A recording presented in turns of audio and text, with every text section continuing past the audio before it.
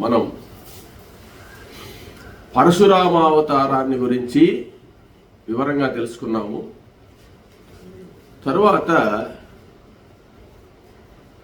రామావతారాన్ని గురించి మనం తెలుసుకోబోతున్నాం. శ్రీరామచంద్రమూర్తిని గురించి వైశంపాయనుల వారు జనమేజయ మహారాజుకు చెప్తూ ఉన్నాడు. శ్రీరామ అవతారాన్ని గురించి వర్ణిస్తున్నాడు. శ్రీరామచంద్రమూర్తి మానవునిగా ఎందుకు అవతరించాల్సిన అవసరం వచ్చింది అంటే కారణం రావణ కుంభకర్ణులను సంహరించడానికిగా మానవునిగా అవతరించాల్సిన అవసరం వచ్చింది.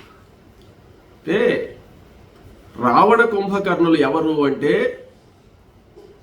హిరణ్యాక్ష హిరణ్యకశిపులే రావణ కుంభకర్ణులుగా రెండవ జన్మలో పుట్టారు. రామావతారం ఎప్పుడొచ్చింది అంటే వైవస్వత మన్వంతరంలో 24వ త్రేతాయుగంలో వచ్చింది. వైవస్వత మన్వంతరంలో 71 త్రేతాయుగాలు ఉన్నాయి కదా, వాటిల్లో 24వ త్రేతాయుగంలో రామకథ జరిగిందనమాట. దానికన్నా ముందు అసలు రామావతారానికి ముందు ఏం జరిగింది, ఈ రావణాసురుడు ఎలా జన్మించాడు, కుంభకర్ణుడు ఎలా జన్మించాడు, ఏ విధంగా లోకానికంతా హాని కలిగించారు వాళ్ళనే విషయాన్ని చెప్తున్నాడు ఆ వైశంపాయనుల వారు.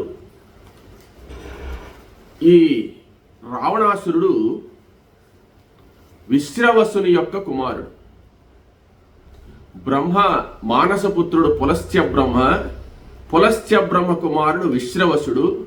విశ్రవసుడికి కైకసి అనేటువంటి భార్య ఉన్నది. కైకసికి పుష్పోత్కట అనేటువంటి నామధేయం కూడా ఒకటి ఉందన్నమాట.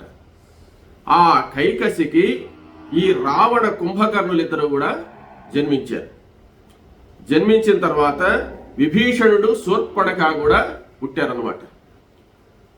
ఈ రావణ కుంభకర్ణులు జన్మించినప్పుడు భయంకరమైనటువంటి మహా ఉత్పాతాలు పుట్టాయి. మహా ఉత్పాతాలంటే భయంకరమైనటువంటి రక్తపు వర్షం కురియడం, ఆకాశంలో నుంచి పిడుగులు పడడం, తర్వాత ఉల్కలు పడడం, భయంకరమైనటువంటి ఉత్పాతాలన్నీ కూడా కలిగాయి. అంటే లోకానికంతా కూడా సంక్షోభం కలిగించేటువంటి జన్మలు అన్నమాట. ఆ విధంగా రావణ కుంభకర్ణులు పుట్టారు. రావణాసురుడుగా హిరణ్యకశిపుడు పుట్టాడు. కుంభకర్ణుడుగా హిరణ్యాక్షుడు పుట్టాడు. ఈ హిరణ్యకశిపుడు ఏం చేశాడంటే మరణించిన తర్వాత నరసింహస్వామి సంహరించేశాడు కదా. సంహరించేసిన తర్వాత మళ్ళీ వాళ్ళు జయ విజయులు అవుతారు. మళ్ళీ అక్కడికేం వెళ్ళరు, వైకుంఠానికి వెళ్ళరు. మరలా అవకాశం వచ్చినప్పుడు మళ్ళీ ఇంకొక రాక్షస జన్మ ఎత్తాల్సిన పరిస్థితి వస్తుంది. అప్పుడు ఆ జయ విజయులుగా ఉండేటప్పుడు జయ విజయులుగా ఉన్నారే కానీ వాళ్లకు అక్కడ అధికారాలేం లేవన్నమాట. వైకుంఠంలో అధికారాలు లేవు. 3 జన్మలు అయితేనే అధికారం వస్తుంది. అప్పుడు ఆయన అన్నట్ట, ఎవరు హిరణ్యకశిపుడు మరణించిన తర్వాత జయ విజయులుగా మళ్ళీ ఒకసారి విష్ణువు వాళ్ళు మాట్లాడుకున్నారనమాట.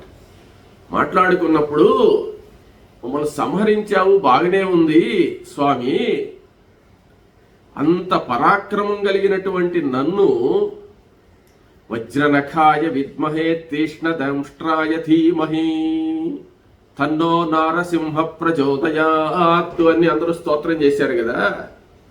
10 గోళ్ళు వజ్రములతో సమానమైనటువంటి 10 గోళ్ళు పెట్టుకొని నన్ను చీల్చేసావు కదా. ఒక శిరస్సు, సింహం యొక్క శిరస్సు ధరించి నన్ను ఘోరంగా కోరలతో లాగావు కదా. ఇంక నేనేం చేయగలను నిన్ను? అంత భీషణమైనటువంటి ఆకారాన్ని ధరించి నన్ను సంహరించావు కదా, నాకంత భీషణమైన ఆకారం లేదు కదా అన్నట్ట. అట్లయితే జయ, ఈసారి జన్మలో కొంచెం మారుస్తాం అన్నట్ట. ఎట్లంటే నేను 10 గోళ్ళు కదా ఉండేది, అంటే 10 గోళ్లతో కదా నిన్ను 5 గోళ్ళు 10 కదా. అట్టగాదు, నీకు 20 చేతులు ఇస్తాను, మహాపరాక్రమ సంపన్నమైనటువంటి చేతులు. చిన్న నాకు గోరే కదా శక్తి, నీకు చెయ్యంతా ఇస్తాను, గోరుకు బదులు చెయ్యిస్తాను. ఒక్క గోరుకు 2 చేతులు అన్నమాట. అంటే ఒక్క చెయ్యికి 5 గోళ్ళు వస్తాయి కదా, కాబట్టి ఒక్క గోరు 5 గోళ్ళుగా వస్తుంది నీకు. కాబట్టి ఒక్క 10 గోళ్లను 20 చేతులుగా మారుస్తాను నీకు. ఒక్క తలకాయ, అంత భయంకరమైన తలకాయతో నన్ను ఆ కోరలతో చంపావు కదా అన్నావు కదా, 10 తలలు ఇస్తాలే నీకు. నీకు 10 తలలు, 20 చేతులు. కానీ ఈసారి చూసుకుందాం మనిద్దరం. నేను మాత్రం 2 చేతులతోనే ఉంటా, 2 కాళ్ళతోనే ఉంటా, ఒక మనిషిగానే ఉంటాను. ఏం చేస్తావో చెయ్యి, నన్ను నీ పరాక్రమం ఏందో చూసుకుందాం ఈసారి అని చెప్పి మళ్ళీ మాట్లాడుకున్నారు. ఇక్కడ ఏమవుతుందంటే అవతారం ఎత్తిన పాట అవన్నీ మర్చిపోతారనమాట. మామూలుగా వాళ్ళ పాత్రలో వాళ్ళు లీనమైపోతారనమాట. ఈ విధంగా ఈ రావణాసురుడుగా పుట్టాడు. దశకంఠుడు పుట్టగానే 10 తలకాయలు ఉన్నాయనుకో, 10 తలలు 20 చేతులతో పుట్టాడు. అప్పుడు దశకంఠుడు అని చెప్పి పేరు పెట్టారట రావణాసురుడికి. ఈయన మహా విపరీతమైనటువంటి శరీరంతో కుంభకర్ణుడు పుట్టాడు. వీళ్ళిద్దరూ పుట్టిన తర్వాత కైకసేవంటే ఇటువంటి వాళ్ళ నా కొడుకులుగా పుట్టేది, ఒక్కడన్నా మంచోడు పుట్టచ్చు కదా అంటే ఈసారి పుడతాడులే అన్నట్ట. ఆయన విభీషణుడు పుట్టాడు. తర్వాత వాళ్ళకు చెల్లెలుగా శూర్పణఖ కూడా పుట్టింది. కొన్ని కల్పాల్లో, కొన్ని సందర్భాల్లో రావణ కుంభకర్ణులు మాత్రము కైకసికి పుట్టినట్టు, తరువాత విభీషణుడు మాత్రం విశ్రవసుడికి ఇంకో భార్య యందు, మాలిని అనే భార్య యందు పుట్టినట్టు, తండ్రి అందరికీ ఒకటేనన్నమాట. శూర్పణఖ పాక అనేటువంటి భార్య యందు పుట్టినట్టు, అందరూ విశ్రవసుడికి పుట్టిన వాళ్లే. తరువాత ఆ శూర్పణఖ అన్నదమ్ముళ్ళు ఖరదూషణాదులు 14,000 మంది పుట్టినట్టు ఉందన్నమాట. ఎట్లయినప్పటికీ కూడా యుగభేదాల్లో ఎట్ట జరిగిన రావణ, కుంభకర్ణ, విభీషణ, శూర్పణఖలు అన్నదమ్ముళ్ళు, అప్పజెల్లులు అన్నమాట. వీళ్ళు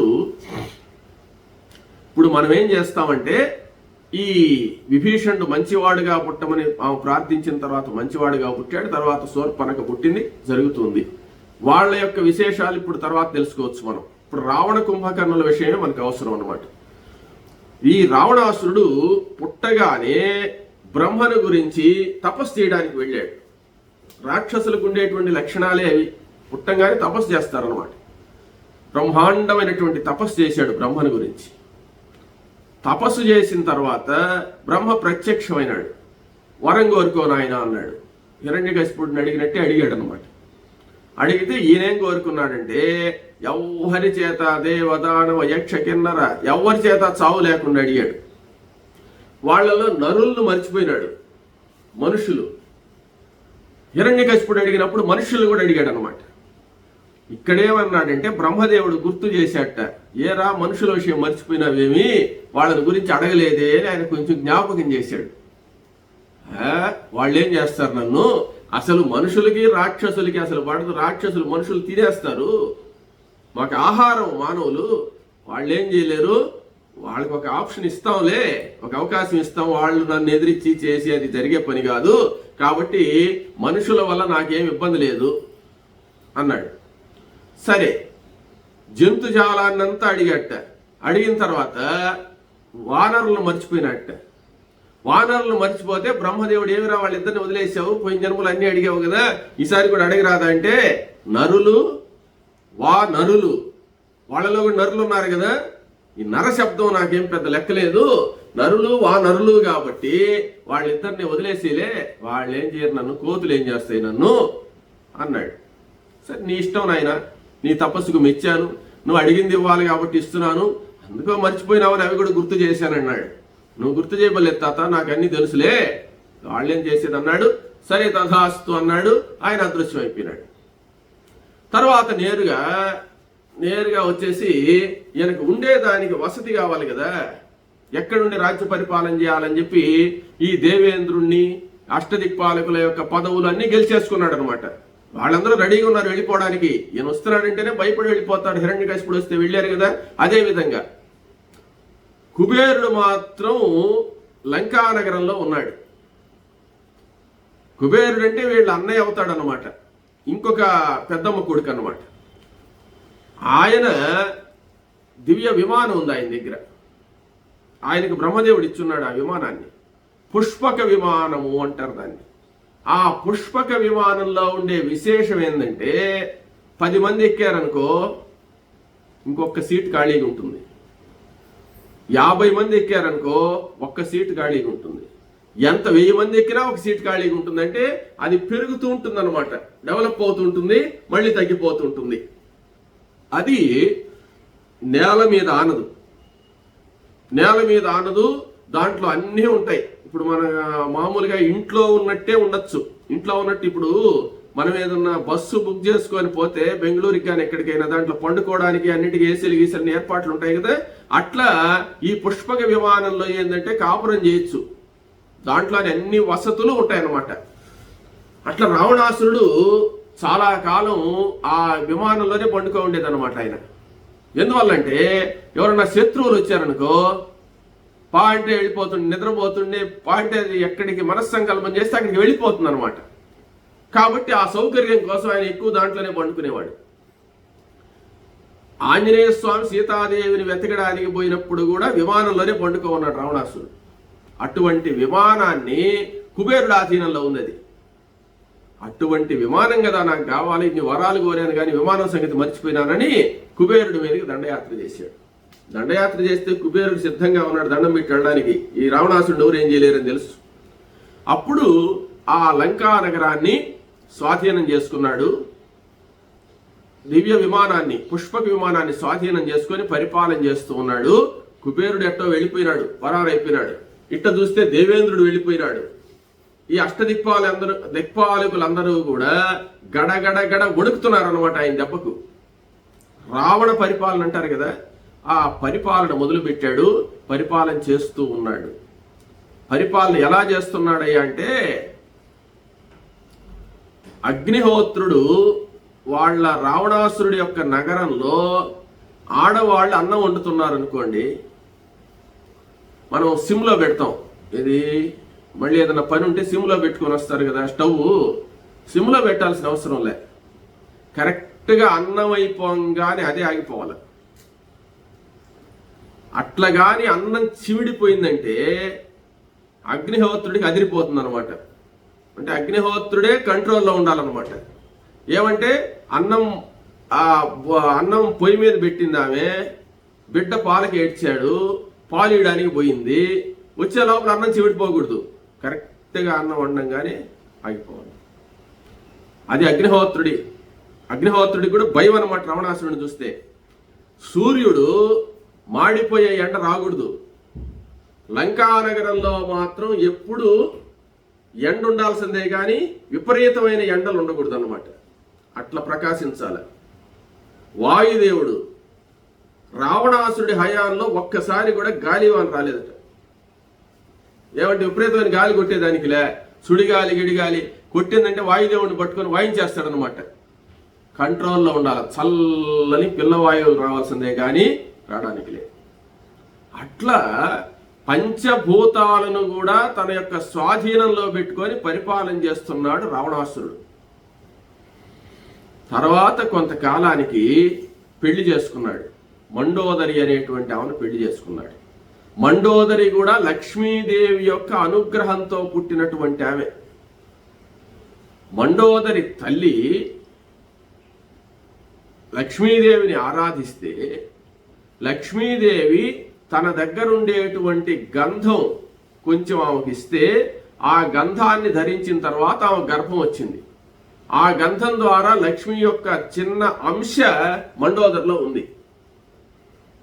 అందువల్లనే ఆంజనేయ స్వామి ఆ సీతాదేవిని అన్వేషించడానికి వెళ్ళినప్పుడు మండోదరిని చూచి ఈమె కావాల సీత అనుకున్నాడు.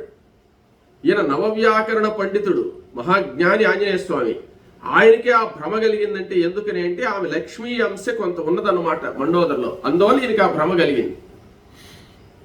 మండోదరిని చేసుకొని సంసారం చేస్తున్నాడు. తర్వాత ఆయనకి ఇంద్రజిత్తు మొదలైనటువంటి కొడుకులు పుట్టారు. ఆ ఇంద్రజిత్తుతో పాటు ఈ అక్షయ కుమారుడు అనే కొడుకు కూడా పుట్టాడు. ఈ అక్షయ కుమారుడు, ఇంద్రజిత్తు, ఇంకా చాలామంది, అతికాయుడు, చాలామంది కొడుకులు ఉన్నారు ఆయన. ఈయన ఏం చేశాడంటే, ఈ రావణాసురుడు వాలి, ఈయన లంకా నగరాన్ని పాలిస్తున్నాడు, వాలి కిష్కిందా నగరాన్ని పాలిస్తున్నాడు. కిష్కిందా నగరాన్ని పాలించే వాలి అందరికంటే బలవంతుడు అని ఒక ప్రచారం ఉంది. వాలిని ఎలాగైనా సరే ఓడించాలి అనుకున్నాడు రావణాసురుడు. వాలి గొప్పతనం ఏంటంటే, ప్రతిరోజు 4 సముద్రాలకు వెళ్ళి సంధ్యావందనం చేసుకొని వస్తాడు ఆయన. అర్ఘ్యప్రదానం సూర్యుడికి చేస్తాడంటే 4 సముద్రాలకు పోయి వస్తాడంటే ఇంకెంత బలవంతుడు చూడు. రావణాసురుడు ప్రతిరోజు 9 కోటి శివలింగాలకు పూజ చేస్తాడు. ఈయన మహాభక్తుడే. ఒకసారి వాలిని పట్టుకోవాలని చెప్పి ఉదయాన్నే సంధ్యావందనం చేస్తుంటాడు కదా తూర్పు సముద్రం దగ్గర, అక్కడికి పోదామని చెప్పి ఉదయాన్నే 5-5:30 నేరుగా సముద్రం దగ్గరికి వచ్చి చూస్తూ ఉన్నాడు. ఆ వాలి నేరుగా వచ్చి సముద్రం దగ్గరకు వచ్చి సముద్ర స్నానం చేసి సూర్య నమస్కారం చేస్తున్నాడు. అప్పుడు పోయి ఈయన వెనక నుంచి నేరుగా పోయి వాలిని పట్టుకున్నాడు అనమాట, కౌగిలించుకున్నాడు. వాలిని ఎప్పుడైతే కౌగిలించుకున్నాడో వాలి గమనించాడు, ఓహో వీడు రావణుడు ఉంటున్నాడు, ఇప్పుడు కాదు వీడి పని అని చెప్పి సంకలిట్ట ఒత్తాడు అనమాట. ఒత్తాడు, ఇరుక్కున్నాడు అక్కడ. ఈయన 20 చేతులతో పట్టుకుని 20 చేతులను అదివేశాడు ఆయన. అక్కడి నుంచి ఎగిరాడు గాలిలో, నేరుగా దక్షిణ సముద్రం పోయినాడు. అక్కడ సూర్య నమస్కారం చేశాడు. సూర్య నమస్కారం దక్షిణ సముద్రానికి పోతే ఈతట్టెట్టుంటాడయ్యా సూర్యుడు, దక్షిణ పక్క తూర్పు పక్క ఉండేది అనొచ్చు. అక్కడికి పోయి అక్కడి నుంచి సూర్యుడికి నమస్కారం చేశాడు తూర్పు తిరిగి. తర్వాత పడమటి సముద్రం పోయినాడు, అక్కడ కూడా స్నానం చేశాడు, సూర్య నమస్కారం చేసుకు సూర్యుడు ఏ తట్టు ఉంటే ఆ తట్టుకు తిరిగి నమస్కారం చేశాడు. తర్వాత ఉత్తర సముద్రం పోయినాడు. ఉత్తర సముద్రం ఎక్కడుంది? హిమాలయాలే కదా అని మనం అనుకుంటాం. మన భారతదేశానికి మాత్రమే హిమాలయాలు ఉత్తర పక్క ఉండేది. తర్వాత సముద్రం ఉందన్నమాట, ఉత్తర సముద్రం.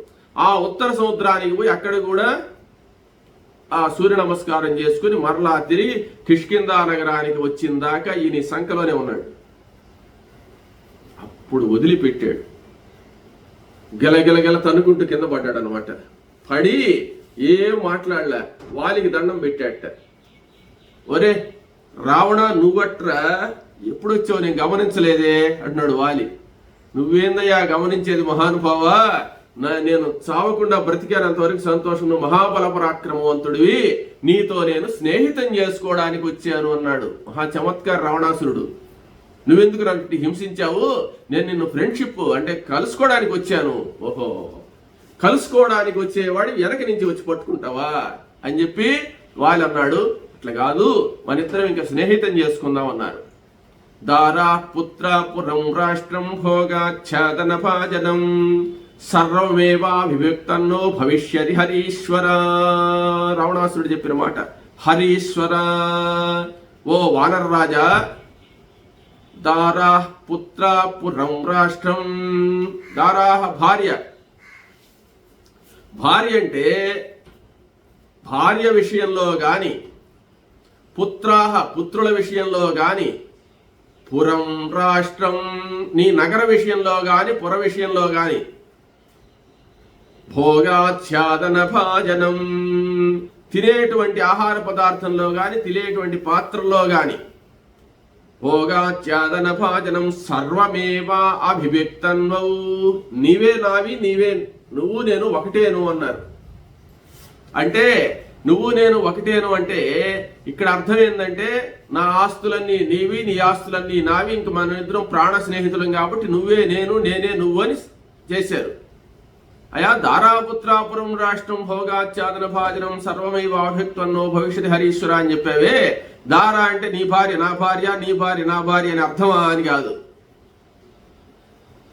అట్లా కాదు, అందరి విషయంలో నా కుటుంబమే నీ కుటుంబము, నీ కుటుంబమే నా కుటుంబం అని చెప్పాడు అనమాట. మా కుటుంబం అంతా నీ కుటుంబమే. ఇద్దరు ఒకే కుటుంబంగా ఉందాము, ఒకే మంచంలో తిని ఒకే కంచంలో తిందాము అని అంటారు మాట. అంటే ఒకే కంచంలో ఏం తినరు, అంటే ఒకటిగా ఉన్నాము, ఇద్దరం ఒకటేను అనేటువంటి భావంతో ప్రాణ స్నేహితులైపోయినారు వాలి ఆ యొక్క రావణాసురుడు. అందువల్ల ఇక్కడ రామాయణంలోని కొన్ని రహస్యాలు తెలుసుకోవాలన్నమాట. అంగదుడు, వాలి, తార వీళ్ళందరూ లంకానగరానికి పోతుండేవాళ్ళు. రావణాసురుడు, మండోదరి వాళ్ళు కిష్కిందకి వస్తూ ఉండేవాళ్ళు. వీళ్ళు ప్రాణ స్నేహితులు అన్నమాట. ఒకసారి ఏం జరిగిందంటే, అంగదుడు పోయి అక్కడ ఆడుకుంటున్నాడు రావణాసురుడు కొడుకులతో కూడా. లంకానగరంలో అందరూ పోయి ఉన్నారు. అప్పుడు పోయి ఉన్నప్పుడు ఏంటంటే అక్షయ్ కుమారుడు అని రావణాసురుడు కొడుకున్నాడు. ఆ అక్షయ్ కుమారుడితో అంగదుడు ఆడుకుంటూ ఆటల్లో బాగా కొట్టాడు అనమాట. అక్షయ్ కుమారుడిని బాగా కుంగ కొట్టేశాడు, అటు ఇటు కాదు. వాలి కొడుకు కదేనా. ఆ దెబ్బలకు తట్టుకోలేక అక్షయ్ కుమారుడు పోయి రావణాసుడితో మొరపెట్టుకున్నాడు, నాన్న వీడు చూడు భలే కొడుతున్నాడు నన్ను అని. అప్పుడు రావణాసుడు ఏం చెప్పాడంటే, కోపం వచ్చి కొడుకు ఏడ్చేటోటికి, రే వీడు బతికొండంగా నువ్వు కానీ నా లంకా నగరానికి వచ్చావంటే చచ్చిపోతావు అని శాపం పెట్టాడు అనమాట. సరే ఆ రోజు గొడవ అయిపోయింది. అంగదుడికి తెలుసు ఆ విషయం, వాలికి కూడా తెలియదు. వచ్చేసారు. వాలికి కానీ తెలుసుంటే వాలి ఇంకేం చేసి ఉండేవాడు, ఈయన కంప్లైంట్ చేసినట్టుగా అక్షయ్ కుమారుడు వాళ్ళ నాయనకి చెప్పినట్టుగా అంగదుడు వాళ్ళ నాయనకి చెప్పలే, వాలికి చెప్పలే. మామూలుగానే వచ్చేసారు. తర్వాత వస్తూ పోతుండేవాళ్లే కానీ ఇది పిల్లకాయల గొడవ కదా. ఇది పిల్లకాయలు గొడవ అయినప్పుడు అంగదుడు కానీ వాలికి చెప్తే వాలి నన్ను కొడతాడో లేకపోతే రావణాసురుడు కొడతాడో తెలియదు కదా. అంగదుడికి భయానికి చెప్పలేదన్నమాట. వాలి కూడా నువ్వు ఎందుకు పోయినావరా వాడి జోలికి, వాడు ఎందుకు కొట్టావా బిడ్డనని చెప్పి అనొచ్చు కదా. ఆ భయానికి చెప్పలే. రావణాసురుడు మాత్రం శాపం పెట్టేశాడు. అప్పటి నుంచి అంగదుడు లంకా నగరానికి వచ్చేది లేదు, వస్తే చచ్చిపోతాడు. ఎప్పుడొచ్చాడో తెలుసా, ఆంజనేయ స్వామి సముద్రం దాటేటప్పుడు కూడా అంగదుడు ఈజీగా దాటగలడు సముద్రాన్ని. ఎన్నోసార్లు లంకకు పోయిచ్చున్నాడు ఆయన. లంకా నగరానికి పోయి సీతను చూసి రాగాల్సిన సామర్థ్యత అంగదుడికి ఉంది. కానీ ఆంజనేయ స్వామితో ఏం చెప్పాడంటే, నేను దాటగలనే కానీ తిరిగి రావడం నా వల్ల కాదన్నాడు. దీంట్లో అర్థం ఏంటంటే, దాటగలిసిన వాడు తిరిగి ఎందుకు రాలేడు, దాటగలను కానీ నేను రాలేను ఆంజనేయ, నువ్వే పోయి రాలే అన్నాడు విషయం చెప్పకుండా. సరే ఆంజనేయ స్వామి సముద్రం దాటాడు కదా. దాటిన తర్వాత అక్కడ అశోకవనాన్ని ధ్వంసం చేసినప్పుడు అక్షయ్ కుమారుడిని చంపేశాడు. అంటే ఆంజనేయ స్వామికి అంగదుడు చెప్పకపోయినా తెలుసు. ఏమంటే కొన్ని విషయాలు మన ఎదాళ్ళని చెప్పకపోయినా మనకు తెలిసి ఉంటాయి అన్నమాట. అంగదుడు రాలేడు, ఆ అక్షయ్ కుమారుడు ఉన్నంత వరకు రాలేడని ఆంజనేయ స్వామికి తెలుసు. అందువల్ల ఆంజనేయ స్వామి ఏం చేశాడంటే, అక్షయ్ కుమారుడిని చంపంది రాడని చెప్పి ఆ అశోకవనాన్ని ధ్వంసం చేసినప్పుడు ఇంద్రజిత్తు కంటే ముందు అక్షయ్ కుమారుడు వచ్చాడు యుద్ధానికి. ఆ యుద్ధంలో ఆంజనేయ స్వామి అక్షయ్ కుమారుడిని చంపేశాడు. తర్వాత లంకా దహనం చేసేసి సముద్రం దాటి వచ్చేసాడు. ఏమేం జరిగింది, అక్కడ ఏం జరిగింది గొడవలు అని చెప్పి అంగదుడు అడిగితే, అక్షయ్ కుమారుడు అయిపోయినాడయా, చంపేశానని చెప్పాడు.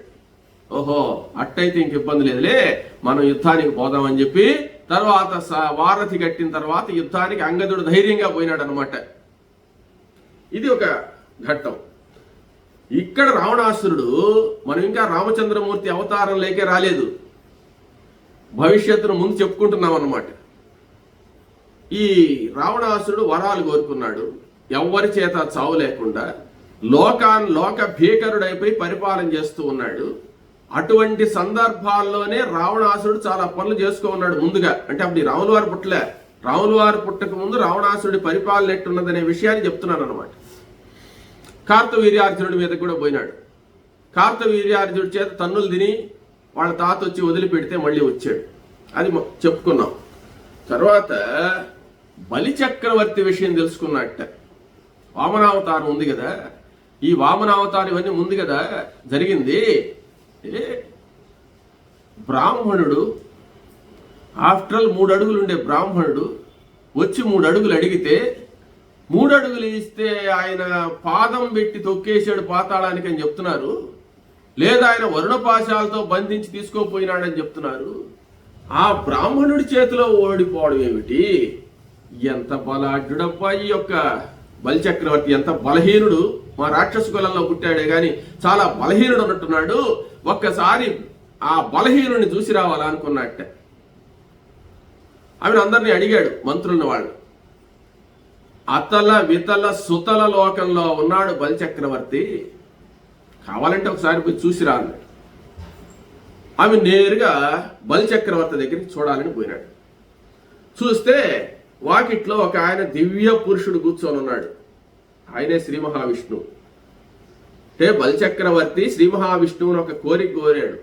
ఎప్పుడూ నాకు నువ్వు దర్శనం ఇస్తూ ఉండాలా అంటే నీ వాకిట్లో ఎప్పుడు దర్శనమిస్తానులే అని చెప్పున్నాడు ఆయన.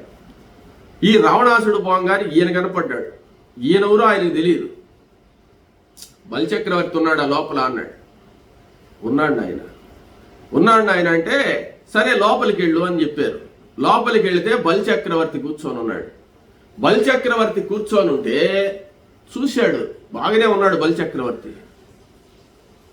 ఏమయ్యా నువ్వు వామనుడి చేతిలో ఓడిపోయినావే అని అడగాలని అనుకున్నాడు మనసులో. బలిచక్రవర్తి రావణ రానాయన దగ్గరికి అన్నాడు. దగ్గరికి పోయిన పాటు ఒళ్ళో కూర్చోబెట్టుకున్నట్ట. అంటే రావణాసురుడిని ఒళ్ళో కూర్చోబెట్టుకున్నాడంటే ఆయన ఎంత పెద్ద మనిషో చూడు. అప్పుడు నాయన ఇంత పెద్దోడుగా ఉన్నాడు, ఈయన అడగడం బాగుండదులే అనిపించింది రావణాసురుడికి. సరే నమస్కారం చేసి, నేను దిగ్విజయ యాత్ర చేస్తున్నాను అంటే నేను ఇప్పుడు మనవాడివి, మన రాక్షస వంశంలో పుట్టిన వాడివి, చాలా గొప్పవాడివి నాయన, నీకు భవిష్యత్తు బాగుందని ఆశీర్వదించాడు బలిచక్రవర్తి. సరే రావణాసురుడు అలా బయటకు వచ్చేసాడు ఆశీర్వచనం తీసుకొని. ఈ బయట ఒక ఆయన ఉన్నాడు చూసావా, గమ్మును రాడనమాట రావణాసురుడు. అది ఆయనలో ఉండేది. సార్ అన్నాడు. ఏమి? ఆ బలిచక్రవర్తి గారు లోపల కూర్చో ఉన్నారే, ఆయన వామనుడి చేతిలో ఓడిపోయినాడు అని చెప్తున్నారు. చూస్తేమో మనిషి బాగానే ఉన్నాడు, ఎట్లా ఓడిపోయినాడు అబ్బా, ఇంత బలహీనుడు, ఒక దెబ్బ కొడితే వెళ్ళిపోడా బ్రాహ్మడు, అంత బలం లేదా బలిచక్రవర్తికి అన్నాడు. ఆయన బలాన్ని మనం నిర్ణయించలేము నాయన, ఆయన బలహీనుడో బలవంతుడో నాకు తెలియదు. చాలా మంది ఇక్కడికి వచ్చారు, కానీ అక్కడ ఒక పెద్ద చక్రం మాదిరి ఉందట అతల లోకంలో. పెద్ద వర మాదిరి అనుకోండి, మన సిమెంట్ వరలు ఉంటాయి అట్లా ఉండి వజ్ర వైఢూర్యములతో చెక్కినటువంటి పెద్ద వలయం ఉంది అక్కడ. ఆ వలయాన్ని ఎవరైతే పైకి ఎత్తుతారో వాళ్ళకి మాత్రమే బలిచక్రవర్తి శక్తి తెలుస్తుందని చెప్పి చెప్తున్నారు. నాకు తెలియదు, అది ఇప్పటికి ఎవరు ఎత్తలేదు అని చెప్పాడు ఈయన. ఏమిటది చూశాడు, దీన్ని ఎత్తలేకపోతున్నారు, ఎంత బలహీనలు పుట్టారబ్బా, అమాయకులందరూ పుట్టారు మా రాక్షసుల్లో అని చెప్పి దాన్ని నువ్వు కానీ ఎత్తితే బలిచక్రవర్తి యొక్క శక్తి తెలుస్తుంది నీకు అని చెప్పాడు. నేరుగా పోయి దాన్ని ఎత్తడానికి ప్రయత్నించాడు. కైలాస పర్వతాన్ని కూడా ఎత్తినటువంటి ఈయన రావణాసురుడు దాన్ని పైకి ఎత్తలేకుండా ఉన్నాడు. ఎంతసేపో ప్రయత్నించాడు, వల్లగాల. అప్పుడు ఈ దివ్య పురుషుడితో అన్నాడు, ఇది అనవసరమైనటువంటి పరీక్షలన్నీ పెట్టి ఆయన బలం తెలుసుకోవడానికి దీనికి ఏం సంబంధం అయ్యా, ఇది కైలాస పర్వతానికంటే బరువు ఉంది, దీన్ని ఎవరు ఎత్తుతారు, నేనే ఎత్తలేకపోయినాను, దానికి దీనికి సంబంధం ఏంది అని చెప్పి అడిగాడు. దాన్నే నువ్వు ఎత్తలేకపోతే బలిచక్రవర్తి బలాన్ని నేను తెలుసుకుంటావు నాయన అన్నాడు. ఏందది అన్నాడు. అది బలిచక్రవర్తి చెవులో పెట్టుకునే కమ్మ అని చెప్పాడు. చెవులో పెట్టుకునే కమ్మ. ఇంకోటి ఉంది, దాని జతది చూపించమంటావా అన్నాడు. నమస్కారం, పర్లేదు, నేను పోయొస్తా అయితే, కొంచెం అర్జెంట్ పని ఉందని చెప్పి ఆయన దగ్గర సెలవు తీసుకొని రావణాసురుడు వచ్చేసాడు. ఇట్లా రావణాసురుడు దిగ్విజయ యాత్రలు చేసేటప్పుడంతా చాలా చమత్కారంగా చేస్తుంటాడు అనమాట. ఏమంటే వాళ్ళు కానీ బలవంతులైతే గమ్మున వచ్చేస్తాడు, ఏమీ వద్దని చెప్పి. తనకంటే బలవంతులు ఉన్నారు అని తెలుసుకుంటే వాళ్ళు ఎప్పుడైతే యుద్ధం చెయ్యరో అప్పుడు పోయి యుద్ధానికి పిలుస్తాడు అనమాట. వాళ్ళు యుద్ధానికి మీరు రావులే అంటే వాళ్ళు ఓడిపోయినట్టుగా ప్రకటిస్తాడు. అట్లా ప్రకటించిన వాళ్ళలో మరుత్తు కూడా ఒకడు. మరుత్తు అని ఒక రాజు. ఆ మరుత్తు రామచంద్రమూర్తి వాళ్ళ తాతేనమాట, ముత్తాత. రాముల వారి వంశంలో వాడే ఆయన. ఆయన అందరినీ జయించాడు రావణాసురుడు. ఈ అయోధ్యాపురాన్ని పరిపాలించేటువంటి ఈ మరుత్తును జయించలే. అప్పుడేమంటే ఆ మరుత్తు దగ్గరకు వచ్చి యజ్ఞం చేస్తున్నాడు. ఆయన బ్రహ్మాండమైనటువంటి యజ్ఞం చేస్తున్నాడు. మరుత్తు దీక్షలో ఉన్నాడు. దీక్షలో ఉంటే ఆ దీక్షలో ఉండేటువంటి మరుత్తు చేసే యజ్ఞానికి దేవేంద్రుడు, తర్వాత యమధర్మరాజు, వరుణదేవుడు, కుబేరుడు వీళ్ళందరూ వచ్చున్నారనమాట. వీళ్ళందరూ వచ్చుంటే అప్పుడైతే దీక్షలో ఉండేటప్పుడైతే ఆ మరుత్తును ఈయన ఓడించలేడు రావణాసురుడు. కానీ దీక్షలో ఉన్నప్పుడు వస్తే ఆయన యుద్ధం మానేసి ఏదో చెప్తాడు కదా అని అప్పుడు యుద్ధం ప్రకటించి ధనుర్బాణాలు ధరించి దండయాత్రగా ఈయన యజ్ఞవాటికి వస్తున్నట్టు రావణాసురుడు. వచ్చేటప్పుడు రావణాసురుడు వస్తున్నాడు యొక్క యుద్ధానికి అని చెప్పి తెలుసుకొని ఈ యజ్ఞానికి వచ్చినటువంటి దేవతలందరూ కూడా భయపడిపోయి దేవేంద్రుడు ఏం చేశాడంటే ఒక నెమలిగా మారిపోయినట్ట. రావణాసురుడు వచ్చే భయానికి అంటే దేవేంద్రుడు అక్కడ ఉన్నాడంటే కొడతాడని అదృశ్యమైపోయి నెమలిగా మారిపోయి నెమలిలో కలిసిపోయినట్టు. యమధర్మరాజు భయానికి ఒక కాకిగా మారిపోయి కాకుల్లో కలిసిపోయినాడు ఆయన. అదేవిధంగా కుబేరుడు ఏమైనాడంటే ఒక తొండగా మారిపోయినాడు. తొండగా మారిపోయి తొండలో కలిసిపోయినాడు. వరుణదేవుడు ఏమంటే ఒక హంసగా మారిపోయినాడు. ఇట్లా ఒక్కొక్క దేవత ఒక్కొక్క జంతువుగా మారిపోయి జంతువుల్లో కలిసిపోయి ఉన్నాయి. రావణాసురుడు పోయేటోటికి అక్కడ దేవతలు లేరు. ఈ మృగాలు పక్షులని అక్కడ తిరుగుతున్నాయి. వాటిని ఆయన పట్టించుకోలేదు. నేరుగా పోయి మరుత్తుతో మగోడివైతే యుద్ధానికి రా అన్నట్టుగా పిలిచాడు అనమాట. పిలిచేటోటికి మరుత్తుగా బ్రహ్మాండమైన కోపం, ఇంత కోపం కాదు, ధనుర్బాణాలు తీసుకొని యుద్ధానికి పోవడానికి సన్నద్ధమైనాడు ఆయన. అప్పుడు వశిష్ఠాది ఋషీశ్వరులందరూ కూడా వచ్చి, నాయన నువ్వు యజ్ఞ దీక్షలో ఉన్నావు, ఈ దీక్షలో ఉండేటప్పుడు యుద్ధం చేయకూడదు, యుద్ధం చేస్తే మళ్ళీ దీక్ష పోతుంది అంటే శత్రువు అయినటువంటి వాడు వచ్చి యుద్ధానికి పిలిస్తే యుద్ధానికి పోకుండా ఎట్టుంటావని మరుత్తు అన్నాడు అనమాట. అంటే అన్నాడు నీవు మాత్రం యుద్ధం చేయకూడదు ఇప్పుడని గట్టిగా ఈ గురువులందరూ కూడా ఆయన్ని గట్టిగా చెప్పారు. అప్పుడు రావణాసురుడు వికటాట్టహాసం చేస్తూ అయితే నా చేతిలో ఓడిపోయినట్టు ఒప్పుకో, ఆయన కానీ ధనుర్బాణాలు తీసుకుంటే ఈయన ఏం చేయలేడు, ఈయన పరిగెత్తాలి ముందు, కానీ ఆయన రాడని తెలుసు అన్నమాట. అప్పుడు మరుత్తుతో ఏమంటే ఓడిపోయినాను ఒప్పుకో, నేను వెళ్తాను, లేకపోతే రా యుద్ధానికి అని పిలిచాడు అనమాట. అప్పుడు ఈ ఋషి ఆయన కోపంతో యుద్ధానికి పోవాలని నిర్ణయించుకున్నాడు మరుత్తు. కానీ ఋషీశ్వరులందరూ కూడా ఆయన్ను సముదాయించి, నాయన మీ వంశంలో పుట్టేటువంటి రామచంద్రమూర్తి చేతనే వాడికి మరణం ఉంది, ఇప్పుడు వాడిని ఎవరేం చేయలేరు, నువ్వు ఏం కాదు ఓడిపోయినా ఒప్పుకో అన్నాడు. ఓడిపోయినా నేనేం ఒప్పుకోలేదు. కాసేపటికి యుద్ధానికి పోకపోయేటోటికి ఈ రావణాసురుడే ఏం చేశాడంటే మరుత్తు కూడా నాతో యుద్ధానికి రాలేక భయపడి దీక్ష తీసుకొని కూర్చున్నాడని చెప్పి పోయి ఇదంతా చెప్పుకున్నాడు అనమాట. వాళ్ళు వెళ్ళిపోయినారు. అక్కడికి యుద్ధం ఏం జరగలేదు, వెళ్ళిపోయినారు, అయిపోయింది. కానీ యుద్ధం అయిపోగానే ఈ దేవతలందరూ కూడా తమ తమ స్వరూపాలు ధరించి మళ్ళీ యజ్ఞానికి వచ్చారు. అప్పుడు నెమిళ్లలో నుంచి ఇంద్రుడు వస్తున్నట్ట. అప్పుడు ఆ నెమిళ్లనన్నింటినీ చూసి రావణాసురుడు వచ్చినప్పుడు మీరు మా పేరు చెప్పకుండా జాగ్రత్తగా మమ్మల్ని కాపాడారు కదా, ఎవడన్నా సైగ చేసి ఉన్నా ఈ నెమిళ్ళు దొంగ నెమిలి వచ్చింది మాలో, దేవేంద్రుడు నెమిలిగా మారాడని కానీ చెప్పుంటే ఆ నెమిలిని చంపేసి ఉండేవాడు అనమాట. ముక్కలు ముక్కలుగా నరకుతాడు రావణాసురుడు. చెప్పకుండా కాపాడే కదా నెమిళ్ళు, కాబట్టి నన్ను కాపాడారు కాబట్టి మీరు ఏదన్నా వరం కోరుకోండి అంటే అప్పుడు ఆ నెమిళ్లకు సర్పాలను చూస్తే భయం అన్నమాట అప్పట్లో. కాబట్టి ఎంత పెద్ద సర్పం అయినా మాకు భయపడేటట్టుగా వరం ఇమ్మని అడిగాడు. అప్పుడు వరం ఇచ్చాడు. అప్పటి నుంచి నెమిలంటే పాముకు భయం. కనీసం నెమిలి కేక వేసినా కానీ పాములు చచ్చిపోతాయి అన్నమాట. అంత భయం నెమిలిని చూస్తే పాములకు. ఆ వరం తీసుకున్నాయి. తర్వాత హంస, అదేవిధంగా హంసను వరుణదేవుడు అడిగాడు. పాలను నీళ్లను వేరు చేసే గుణం ఏమని అడిగాడు, ఇచ్చాడు. తొండ అంటే కోరుకోవడానికి కూడా ఉండాలి. తొండను అడిగాడు కుబేరుడు, నీకేం వరం కావాలంటే నాకేం అవసరం లేదు, అసహ్యంగా ఉన్నాను నేను, నా శిరస్సు మీద కిరీటం మాదిరి ఉండే అందమైనటువంటి ఆభరణాన్ని ఇవ్వమందట. తథాస్తు అన్నాడు. ఆ ప్రాప్తం అది. ఆ తొండ మీద ఉండే అందమైన ఆభరణం కుబేరుడు అనుగ్రహం అన్నమాట. కాకి యమధర్మరాజు కాకిని అడిగాట. కాకిగా మారున్నాడు యమధర్మరాజు. కాకి ఏం కోరిందంటే, ఏ వస్తువునైనా మేం గాని ముట్టితే, కాకి ముట్టిందని చెప్పి పారేస్తున్నారు, మమ్మల్ని అసహ్యంగా చూస్తున్నారు, మాకు ఒక గౌరవ స్థానాన్ని ఇవ్వవలసింది అని చెప్పి యమధర్మరాజుని అడిగాడు.